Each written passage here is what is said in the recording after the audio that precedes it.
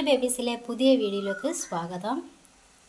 ഇന്നത്തെ എൻ്റെ വീഡിയോ രാവിലത്തെ ബ്രേക്ക്ഫാസ്റ്റ് എന്താണെന്നാണ്. ഇന്ന് രാവിലെ എഴുന്നേറ്റും ഇങ്ങനെ വന്ന് അടുക്കളയിൽ ഇങ്ങനെ നിൽക്കുകയാണ്. ഇപ്പോൾ അടുക്കളയിലാണ് നിൽക്കുന്നത്. ഇപ്പോൾ എന്ത് വേണമെന്ന് ഇങ്ങനെ ചിന്തയിലാണ്. ഇപ്പോൾ എന്താണ് ഇന്നത്തെ കാപ്പി ഉണ്ടാക്കാൻ, എന്തുണ്ടാക്കാം എന്നുള്ളൊരു ചിന്തയിലാണ്. ഗോതമ്പ് ദോശയോ അല്ലെങ്കിൽ സാധാ ദോശ, അരിദോശയായിട്ടോ എന്തെങ്കിലും ഉണ്ടാക്കിയാൽ എന്താ. അപ്പോൾ അരിദോശയൊക്കെ ഇന്നലെ കഴിച്ചു കഴിഞ്ഞു.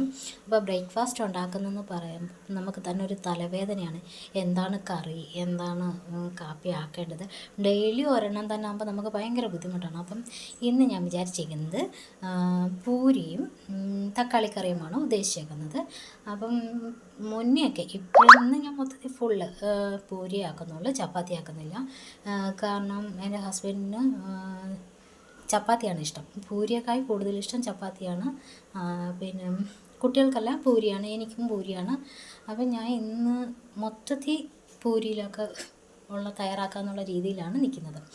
അപ്പം രാവിലത്തെ കാപ്പി തന്നെ പൂരിയും തക്കാളിയും ഉണ്ടാക്കാം. ഇന്നത്തെ തക്കാളിക്കറിക്ക് വേണ്ടിയുള്ള തക്കാളിയാണ് ഇത്. അതുപോലെ നമ്മൾ ചപ്പാത്തിക്ക് അല്ലെങ്കിൽ പൂരിക്ക് രണ്ടിനും കൂടെ ഒന്നിച്ച് ഞാൻ മാവ് കുഴച്ച് വെച്ചിരിക്കുകയാണ്. നമ്മൾ ആട്ടമാവ് തന്നെയാണ് ഉപയോഗിക്കുന്നത്. റേഷൻ കടയിൽ നിന്ന് കിട്ടുന്ന ആട്ടമാവ് തന്നെയാണ് ഞാൻ ഉപയോഗിക്കുന്നത്. പിന്നെ രാവിലെ എഴുന്നേറ്റ് ഞാൻ ചായയൊക്കെ ഇട്ട് വെച്ച് കേട്ടോ. കുട്ടികൾ എണീക്കുമ്പോൾ അവർക്ക് ചായ കുടിച്ചതിന് ശേഷം മാത്രമേ അവർ എന്തെന്ന് വെച്ചാൽ ചെയ്യത്തുള്ളൂ. ഫസ്റ്റ് അവർക്ക് ചായ വേണം. പിന്നെ 2 തക്കാളി അരിഞ്ഞതിൽ പിന്നെ ഒരു 2-3 തക്കാളി മിച്ചം വന്നു. എനിക്ക് മതിയെന്ന് തോന്നുന്നു. അത് മതി, എടുക്കുന്നില്ല ഇനി. നമ്മുടെ ബ്രേക്ക്ഫാസ്റ്റ് ഇവിടെ റെഡി ആയിട്ടുണ്ട്. പൂരിയും തക്കാളിക്കറിയുമാണ്. കാപ്പി കുടിക്കാമെന്ന് വിചാരിച്ച് പൂരി എടുത്തു. തക്കാളിക്കറിയും പൂരിയും കൂടെ നമുക്ക് കഴിക്കാം.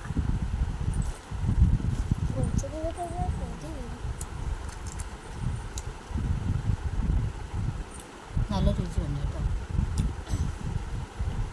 കുറച്ച് ദിവസം കൊണ്ട് വിചാരിക്കുന്നു ചപ്പാത്തി പൂരി എന്തെങ്കിലും ആക്കിയാൽ എന്താ. ഇന്നാണ് സാധിച്ചത്. ടൈം കിട്ടില്ല, രാവിലെയൊക്കെ ആകുമ്പോൾ ടൈം കിട്ടില്ല. എന്തായാലും നന്നായിട്ടുണ്ട്.